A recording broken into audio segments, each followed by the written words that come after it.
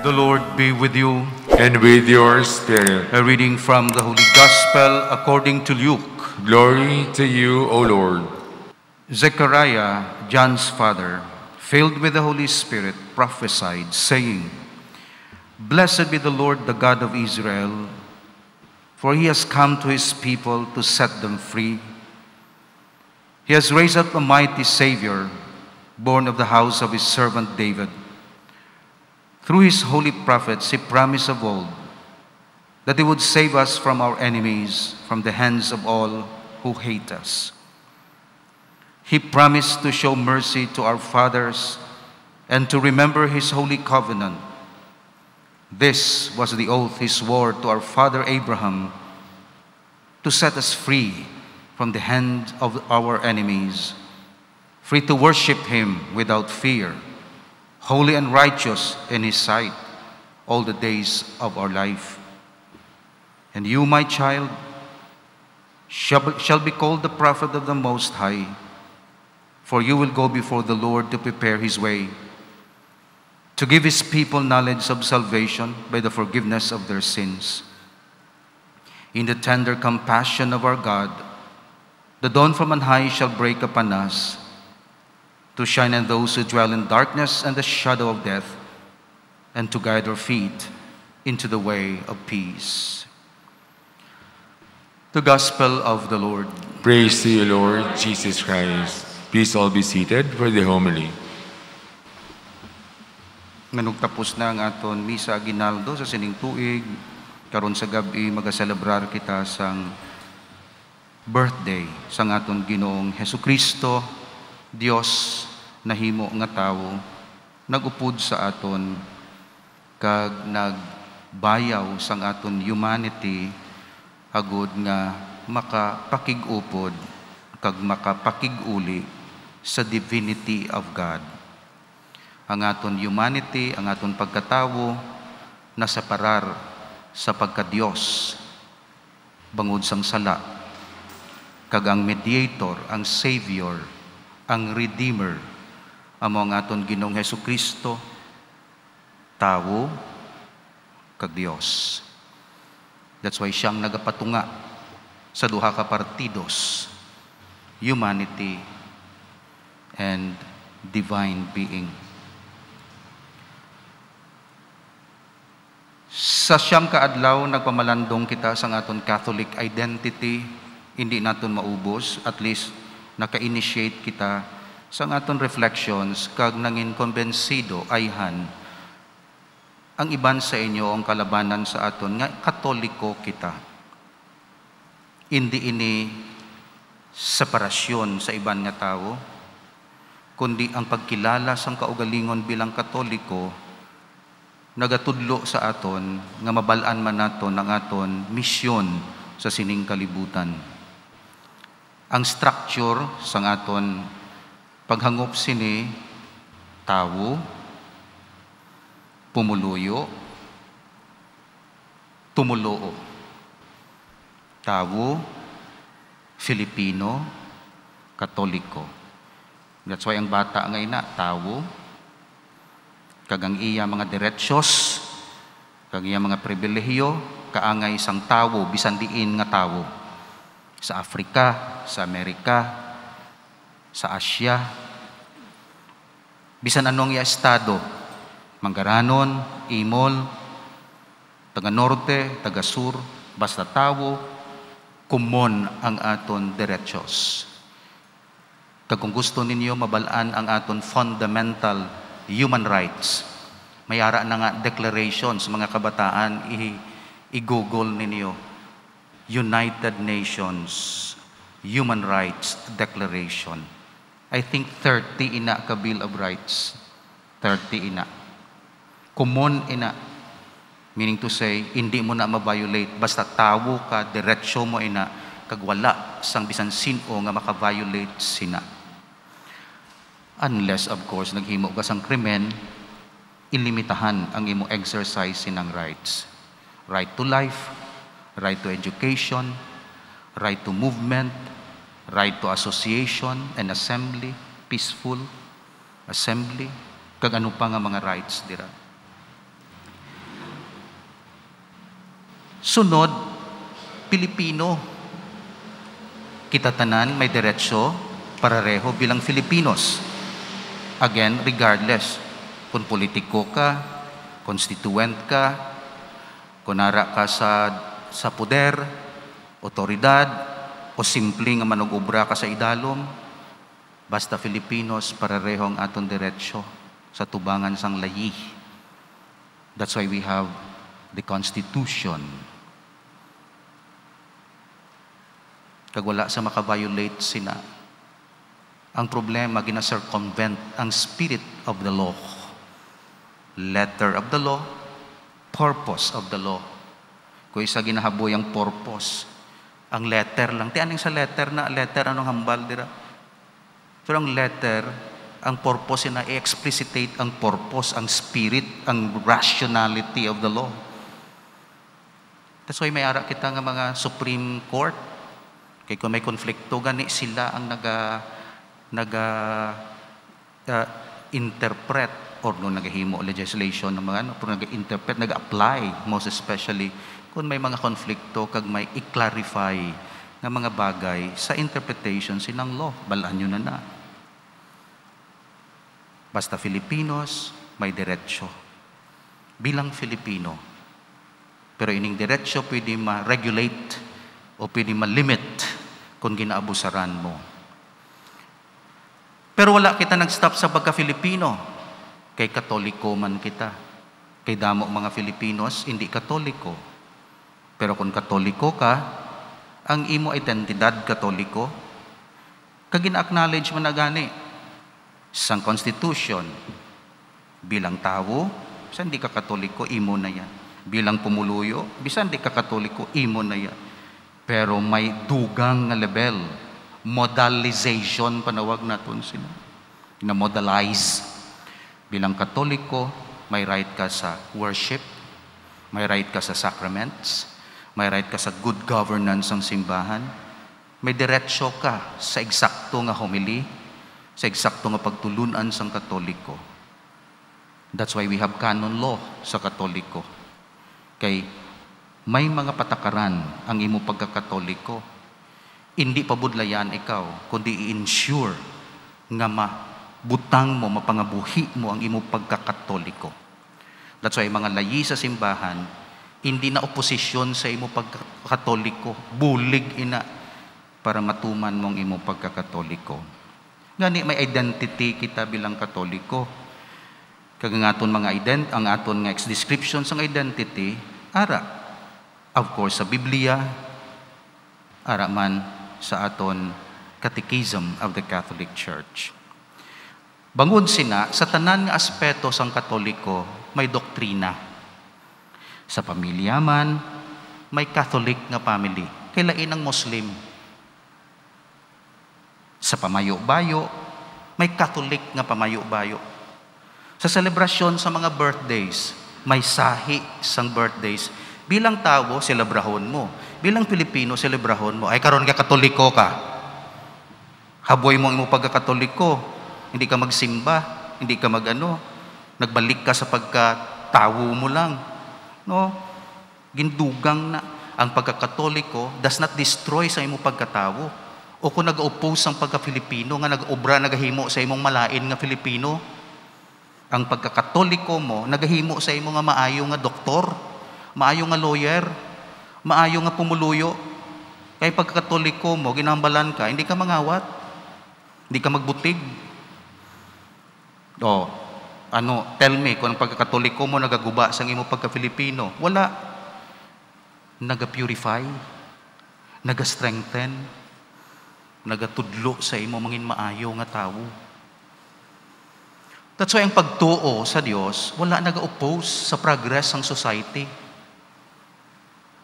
Hindi na matuod ng pagkakatoliko, obstacle. Obstacle sa corruption. Obstacle sa adultery. Obstacle sa sala.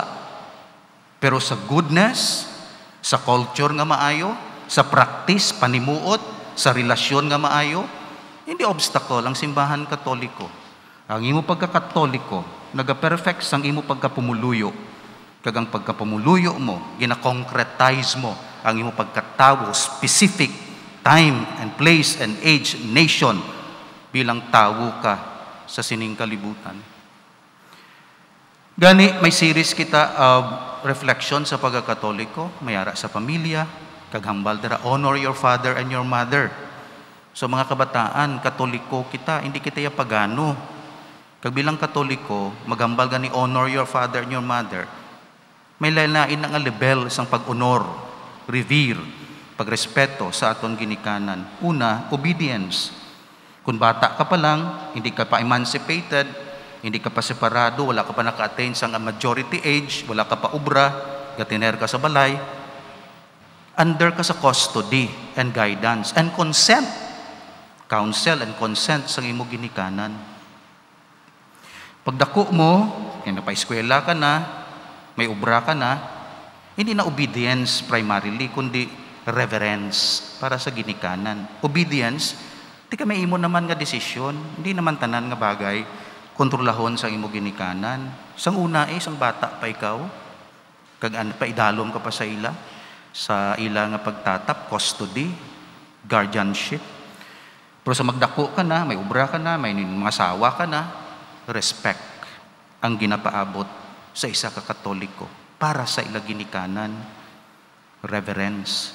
Kung isa hindi ka mag-obey kay may imo idea, pero way mo disrespetar ang imo amay kag iloy. Pagkatapos, sang magtigulang na sila, ano na karon ang forma sang imo honor? Support.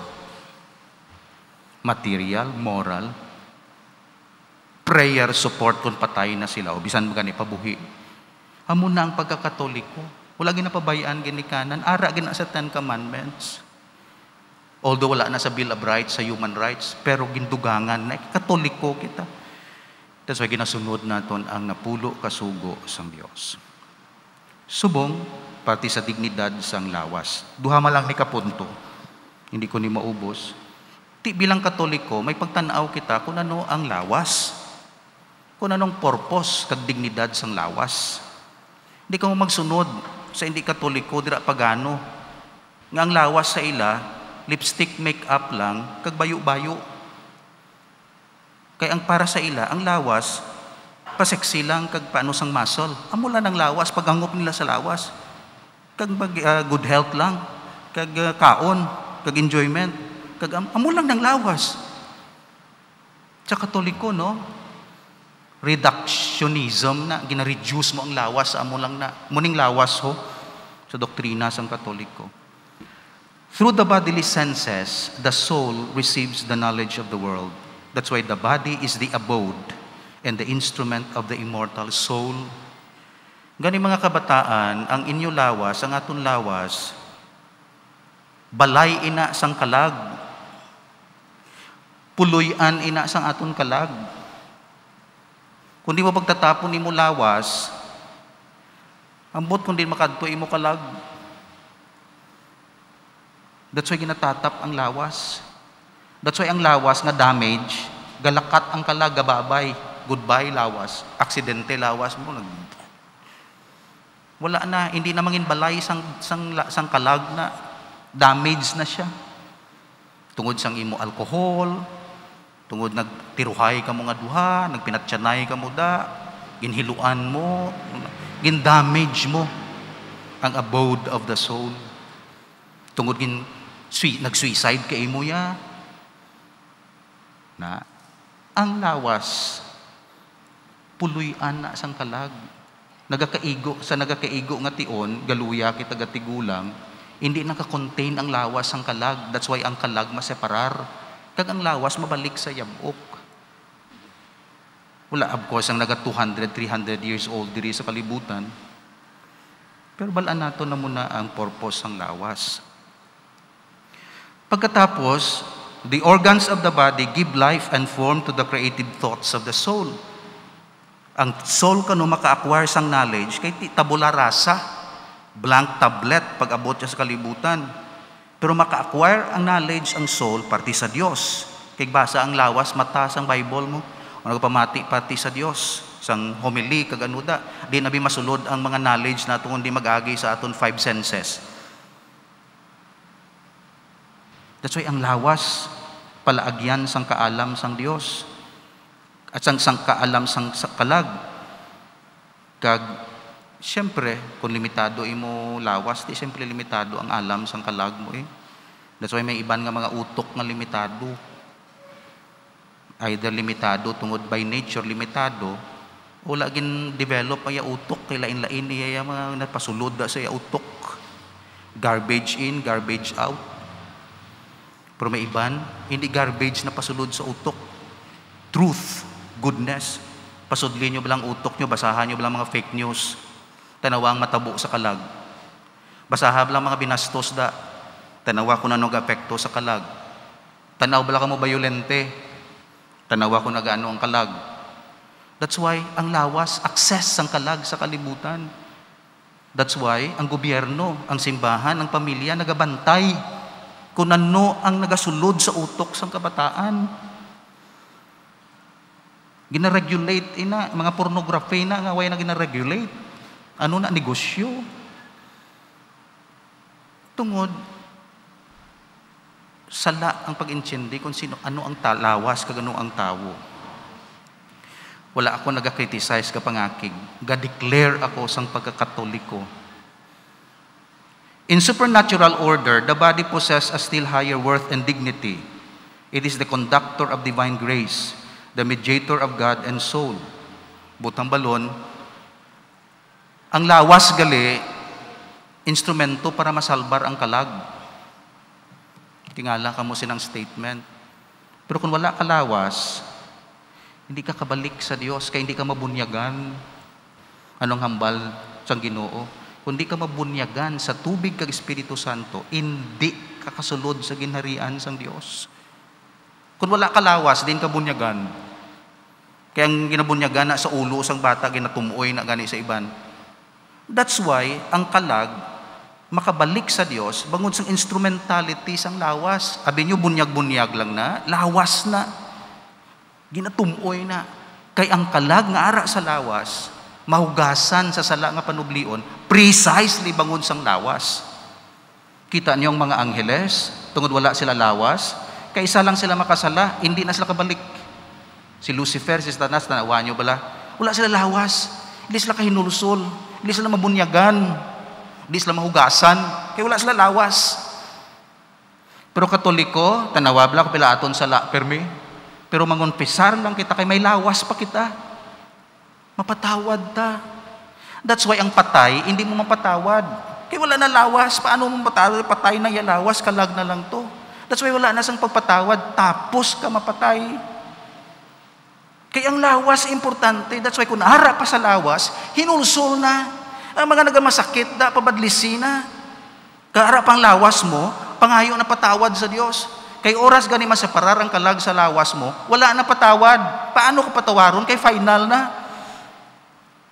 That's why salamat sa Diyos kay may lawas. Kag samtang buhi ang tao diri sa duta, meaning lawas kag kalag, may chance agad siya makasulod pa sa ginarian sa Diyos. Pero kung maseparar na kag wala na lawas, final.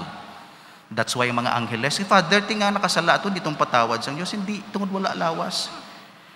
Tapos sa mga angheles, fixed ang ilang number, arada sa Bible, nga, why sila pamata? Wala na sila ikapakasal. Ano ipakasal mo kay wala lawas, kaya ang pamata, yan, lawas na, flesh na yan. Pero ang tao, kadamo, kaya naga-multiply. Kaya gusto sang Diyos nga ang tao may dominion sa kalibutan. O paano mo dominion kung wala ka lawas? Paano mag-dominate ang anghel sa kalibutan nga ni kay por sila espiritu? Kabulig lang sila. That's why instrumento sila, servant sila. Pero ang tao ang mong padominar sa kalibutan, kaya may lawas siya. Amo na ang theology sang lawas. So hindi niya lawas nga sexy-sexy lang, kag muscle-muscle lang, kag short-shorts, kag kunan mo da. It's sacred.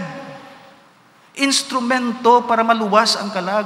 Now, kung gamiton mong imulawas, kag hindi sa serbisyo sang imo kalag, wala purpose ang lawas. Nagsapat ka. Nagtanom ka. Tanom ka. Wala nangin serbe. Wala nagserbe ang imulawas sa imo kalag. That's why, salamat. Anong natabo? Ang Dios nahimo nga lawas.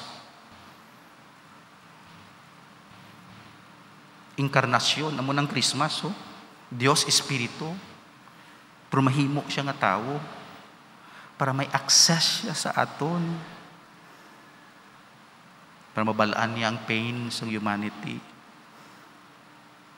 Kag mabalaan niya gani, maka-empathize siya.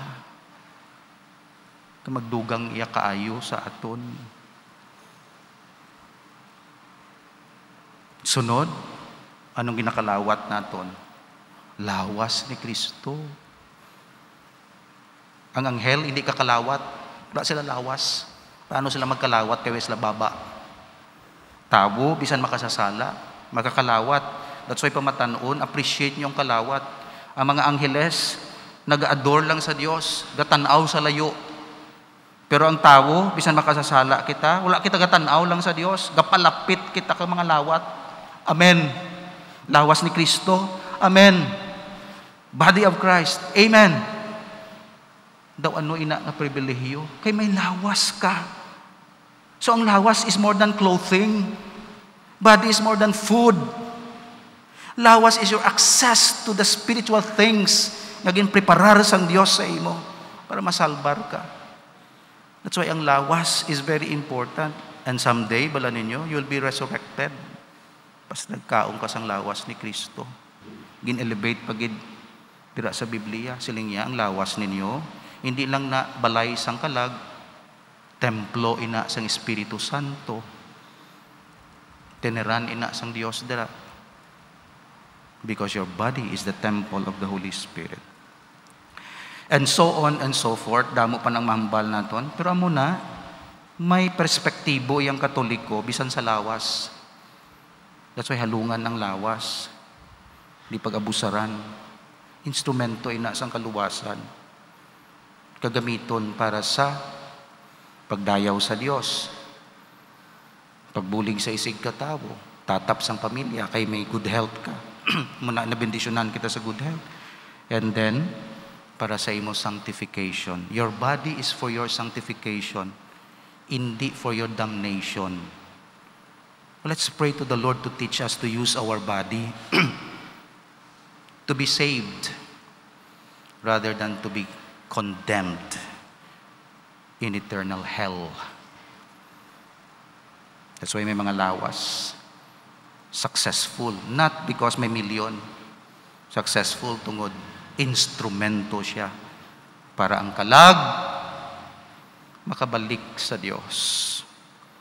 Ang lawas instrumento para ang imo kalag makabalik sa Diyos. Baptism, confession, and most especially, Eucharist. Amen.